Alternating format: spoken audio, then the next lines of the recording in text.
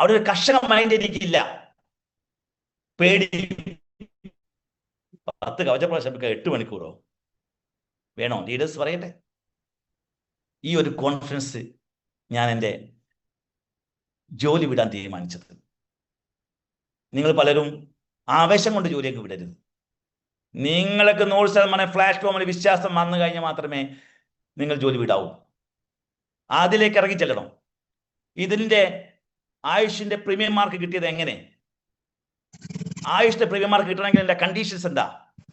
Product പലരും use ചെയ്യുന്നില്ല. ഇപ്പോൾ മരുന്ന് വിചാരിച്ചിരിക്കുക. അത് തന്നെയാണ് ഇരിക്കുന്നത്. നിങ്ങൾക്ക് ഫുഡായിട്ട് തന്ന സാധനമാണെങ്കിൽ ഫുഡ് നമ്മൾ നേരെ ഫുഡ് നമ്മൾ ക്യാപ്സ്യൂൾ ആക്കിയാലോ? നമ്മൾ കഴിക്കാൻ പേടിയാ. ക്യാപ്സ്യൂൾ ആകുമ്പോൾ നമ്മൾ ഫുഡായിട്ട് മാറില്ല, കണ്ടീഷൻ ബ്രേക്ക് ആവും, നമ്മൾ മെഡിസിനായി മാറും അല്ലേ?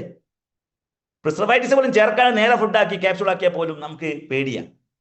അങ്ങനെ പേടി മെഡിസിനായിട്ട് നമുക്ക് അങ്ങനെ ഒരു പേടിയുണ്ട്. ക്യാപ്സ്യൂളിന്റെ എണ്ണം കൂടുമ്പോൾ നമ്മളെ കിഡ്നി പോകുന്നുള്ള പേടി നമ്മൾ ഉള്ളിൽ കയറിപ്പോയി. അതല്ലേ നമ്മൾ കഴിക്കുന്ന ഫുഡ്?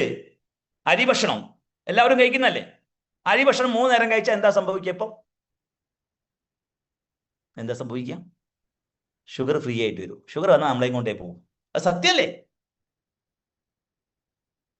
അപ്പോൾ നമ്മൾ എന്ത് കാര്യവും ഔഷധ ഗുണം എന്താണെങ്കിലും അമൃതും വിഷമാണ്. ആ കോഴ്സ് നമ്മൾ കഴിച്ചേ മതിയാവും.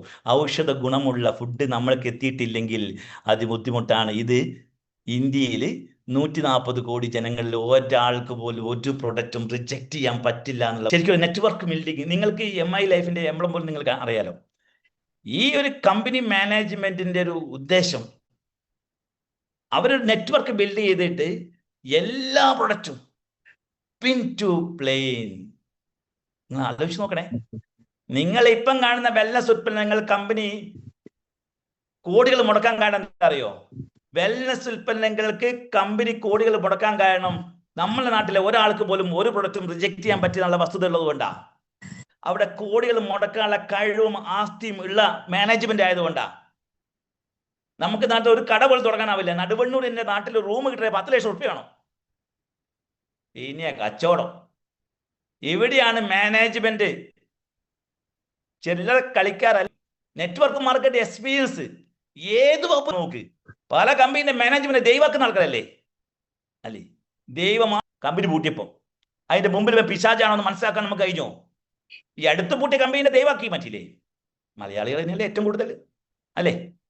അവിടെയാണ് ഞങ്ങൾ പറയുന്ന ചലഞ്ച് ചെയ്യുന്നത്. മഹാവീർ ആരായിരുന്നു? എപ്പം തുടങ്ങിയവര്? ചരിത്രം വായിക്കണം, ശരിക്കും ചരിത്രം പഠിക്കണം നമ്മൾ ശരിക്കും.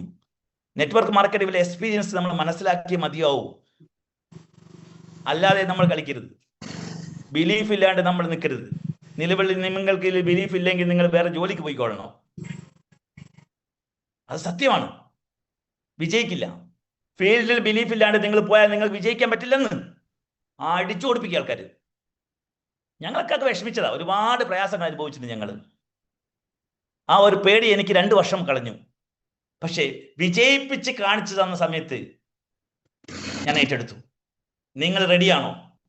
വിജയിപ്പിച്ച് കാണിച്ചു കൊടുക്കുള്ള ചങ്കൂറ്റം നിങ്ങൾ ഉണ്ടാക്കിയെടുക്കാൻ നിങ്ങൾ റെഡിയാണോ എന്നാണ് ഞങ്ങളുടെ ചോദ്യം. അതിനുവേണ്ടി ഇപ്പം നമ്മളെ ഈ ഒരു പ്രോഗ്രാം നടത്താൻ വേണ്ടി ലീഡേഴ്സ് തയ്യാറായത്. ഓരോ ലീഡേഴ്സ് അതിൻ്റെ എഫേർട്ട് ഉണ്ട്. അത്രയും നിങ്ങൾക്ക് വേണ്ടി വിജയിപ്പിക്കാൻ വേണ്ടി തയ്യാറായി നിൽക്കുന്നു. മുബീൻ സാറ് പറഞ്ഞു, ഇപ്പോഴത്തെ 50 ലക്ഷം അല്ല, 50 കോടി 100 കോടി ഒരു മാസം വരുമാനത്തിലേക്ക് എത്താൻ കൊടുക്കുമെന്ന് പറഞ്ഞ മാനേജ്മെന്റ്. ഡയറക്ട് സെല്ലിങ് അസാധ്യമാണ്. അവിടെ തന്നെ വെൽനസിന് ലക്ഷം. നമ്മൾ പറയുന്നത് 1 കോടി എത്ര പൂജ്യം ഉണ്ടെന്ന് പോലും എനിക്കറിയില്ലായിരുന്നു. കോടി അറിയേണ്ട ആവശ്യമില്ല. പിന്നെയല്ലേ മില്യനും ബില്യനും. 1 ബില്യൺ BM ട്രില്യൺ T വരുമ്പോ ലക്ഷം കോടി വെൽനസിന് മാത്രം ചാൻസ് ഉണ്ട്. അതുകൊണ്ടാ ഡോക്ടർ DBA നാരായണനെയും കോടികൾ എറിഞ്ഞുകൊണ്ട് കമ്പനി ഇങ്ങോട്ട് മേടിച്ചത്. കോടികൾ ഇൻവെസ്റ്റ് ചെയ്യാനുള്ള മനസ്സുണ്ടായി. ഇവിടെ നമുക്കോ 1000 രൂപ പോലും ഒരു പ്രോഗ്രാമിന് പോലും മനസ്സില്ല. എന്നിട്ട് രക്ഷപ്പെടണമെന്ന് പ്രാർത്ഥിക്കുക. വെള്ളം കുടിക്കാണ്ട് പ്രാർത്ഥിക്കും പോലെ. ബോഡിയിൽ അസുഖമൊന്നും വരാൻ പാടില്ല. പച്ചവെള്ളം പോലും കുടിക്കാനുള്ള മാനസികാവസ്ഥ ഇല്ലാതെ പ്രാർത്ഥിക്കുക. ഈ ലീഡേഴ്സ് പറയുന്ന അനുസരണശീലം നിങ്ങൾ കാണിച്ചാൽ എല്ലാ പ്രോഗ്രാം, ഏത് പ്രോഗ്രാം ആണെങ്കിലും അത് നമുക്ക് വേണ്ടിയാണ്, നമ്മളെ വിജയത്തിന് വേണ്ടിയാണ് ബോധ്യപ്പെട്ട് ആ ലീഡേഴ്സ് പറയുന്ന അതുപോലെ അനുസരിക്കും. നമുക്ക് വിജയിക്കാൻ നമ്മൾ പിടിച്ചു നേടണം എന്നാ ഞാൻ എപ്പോഴും പറഞ്ഞൊരു വാക്കുണ്ട്. പണ്ട് ഊർമിള 1940 ലോകസുന്ദരി പട്ടം മേടിച്ച ആ ലേഡി പറഞ്ഞ വാക്കുണ്ട്. നമ്മൾ എന്താണോ നമ്മൾ തീരുമാനിക്കണം, അത് കിട്ടുന്നില്ലെങ്കിൽ വീണ്ടും വീണ്ടും വീണ്ടും വീണ്ടും ചോദിക്കണം, എന്നിട്ടും കിട്ടുന്നില്ല പിടിച്ചു നേടണം എന്നാ. മറ്റുള്ളവരെ വിചാരിച്ച് നിന്ന് കഴിഞ്ഞാലേ വെള്ളം കുടിക്കാണ്ട് മരിക്കും. ഭൂമിയിൽ എന്തെങ്കിലും നമുക്ക് കിട്ടണമെങ്കിൽ അധ്വാനിക്കാണ്ട് കിട്ടില്ല. അധ്വാനിക്കേണ്ട കൂടെയാണ് ദൈവം. നിങ്ങൾ വിശ്വസിക്കുന്ന ദൈവം ഏത് തന്നെയാണെങ്കിലും അധ്വാനിച്ച ദൈവം കാണിച്ചു തരും, സപ്പോർട്ട് ചെയ്യും. അവിടെ എല്ലാ പരീക്ഷണം അതിജീവിക്കും, എന്നിട്ടേ കിട്ടിയിട്ടുള്ളൂ എന്തെങ്കിലും. ഒരു കാര്യം ജോയിൻ ചെയ്യാൻ ഡേറ്റ് പോലും നമുക്ക് MI കളവ് പറയാൻ പറ്റില്ല, നമുക്കറിയാം. പിന്നെ എന്തിനാണ് നമ്മൾ വിഷമിക്കുന്നത്? അവിടെ ആ പാസീവ് ഇൻകം നിങ്ങൾക്ക് മനസ്സിലായ എന്ത് പാസീവ് ഇൻകം? ഇവിടെ ഇങ്ങനെ ആളുകൾ കേട്ട് എങ്ങനെയൊന്ന് നിർത്തിക്കഴിഞ്ഞാൽ നമുക്ക് ഉറങ്ങാൻ പോകായിരുന്നു. ഇങ്ങനെ ഒരു ധാരണ നമ്മൾ ധരിക്കണം. നിങ്ങൾ നിലവിൽ ചെയ്യുന്ന മേഖല ഞാൻ പറഞ്ഞ ജോലിക്ക് 10 മിനിറ്റ് അധികം പണി റെസ്റ്റ് ചെയ്താൽ പണിയായി. പിന്നെയല്ലേ ബാക്കി കാര്യം. 1000 രൂപയിൽ കൂലി കൊടുക്കണമെന്നുള്ള പ്രശ്നമാണ്. പിന്നെ ആ 10 ദിവസം ലീവ് എടുത്തു കഴിഞ്ഞാൽ ഇവിടെ വരും നിങ്ങൾ. അതുകൊണ്ടാണ് ഞാൻ പറഞ്ഞത് ഇത് പഠിക്കണം. പാസീവ് ഇൻകവും നോമിനി ഫെസിലിറ്റി കമ്പനി തലമുറോളം കിട്ടുന്നു പറഞ്ഞു കഴിഞ്ഞില്ലേ? നിങ്ങൾ നോമിനി ആരാ? നോമിനി ഇല്ലാതെ ഇതിനകത്ത് നമുക്ക് എൻ്റർ ചെയ്യാൻ പറ്റില്ലല്ലോ. ആ നോമിനി വരുമ്പം അടുത്ത നോമിനി ആരായിരിക്കും? അവരെ ഭാര്യയോ കൊച്ചോ ആരായിരിക്കില്ലേ? 3 തലമുറ കഴിഞ്ഞ MD പറഞ്ഞു കഴിഞ്ഞില്ലേ?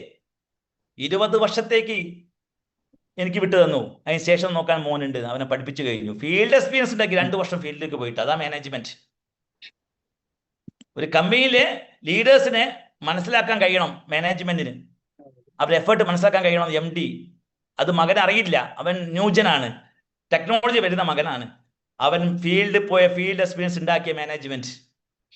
ഇവിടെ നിങ്ങൾക്ക് ഇപ്പം എടുക്കുന്ന എഫേർട്ട് 3 തലമുറയ്ക്ക് കിട്ടുമെങ്കിൽ നിങ്ങൾ എത്ര മണിക്കൂർ വർക്ക് ചെയ്യണം? ഇപ്പൊ 8 മണിക്കൂർ വർക്ക് ചെയ്ത് 1000 രൂപ കിട്ടും നമുക്ക്.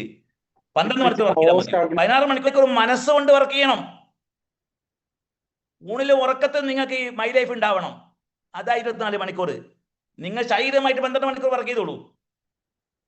മനസ്സുകൊണ്ട് 24 മണിക്കൂർ വർക്ക് ചെയ്യണം. നിങ്ങൾ തലമുറയ്ക്ക് രക്ഷപ്പെടാൻ പറ്റുകയാണെങ്കിൽ. അതാ ഞാൻ പറഞ്ഞത് 24 മണിക്കൂർ. ഇവിടെ നിങ്ങൾ എത്ര സമയം വർക്ക് ചെയ്യുന്നുണ്ട്? എത്ര സമയം ഫീൽഡിൽ പോകുന്നുണ്ട്? ഊടായ്പല്ലേ നോമിനി. അപ്പൊ നിങ്ങൾ പറയും ഇന്ന് എനിക്ക് ജീവിക്കാൻ കടമാണ് സാറേ.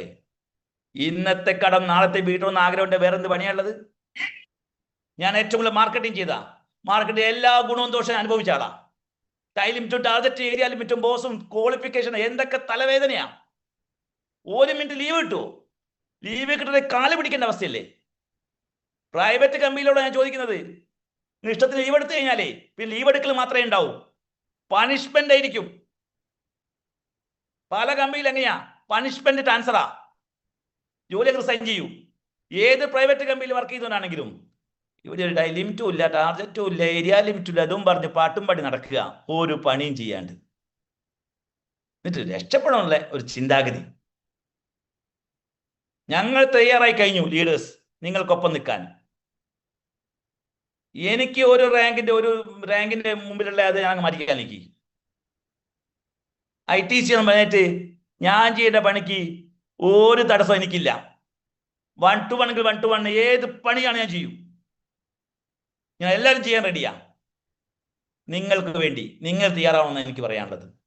കാരണം നമ്മുടെ തലമുറ മാറ്റം ഉണ്ടാക്കിയേ മതിയാവും. ഇല്ലെങ്കിൽ അവരെല്ലാം വെക്കും. MDMI അല്ല ഏത് സാധനം വെക്കും. കാരണം പണം ഉണ്ടാക്കാൻ വേണ്ടി നെക്സ്റ്റ് തലമുറയ്ക്ക് അവർ അധ്വാനിക്കാണ്ട് എന്ത് പണി അവർ ചെയ്യും. കാരണം ന്യൂജൻ അവർ വളർന്ന സാഹചര്യം എങ്ങനെയാണ്? അവിടെ രാജ്യമില്ലാതായി പോവും. നമ്മൾ മനസ്സിലാക്കിയേ മതിയാവും. അതിൻ്റെ മുമ്പിൽ പ്രവർത്തിക്കേണ്ട ആൾക്കാർ അവിടെ നമ്മൾ വെള്ളം ചേർക്കാൻ പാടില്ല. പാടില്ല എന്ന് പറഞ്ഞാൽ പാടില്ല, അല്ലെ നമ്മൾ അനുഭവിക്കും ഭൂമിയിൽ. പിന്നെ പശ്ചാത്തപിച്ചിട്ട് കാര്യമില്ല. ഇപ്പം പശ്ചാത്തപിക്കണം. ഇപ്പം പ്രയാസങ്ങൾ മാറണം. ഇന്നലെ വരെ കാര്യങ്ങൾ കംപ്ലീറ്റ് ആപ്പിളാക്ക്.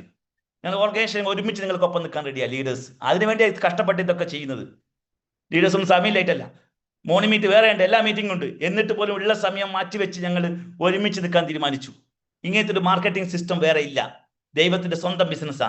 ദൈവത്തിന്റെ മനസ്സിൽ എല്ലാവരും സമന്മാരാ. ദൈവത്തിന്റെ മനസ്സിൽ നമ്മളെല്ലാവരും ഒരേപോലെയാ.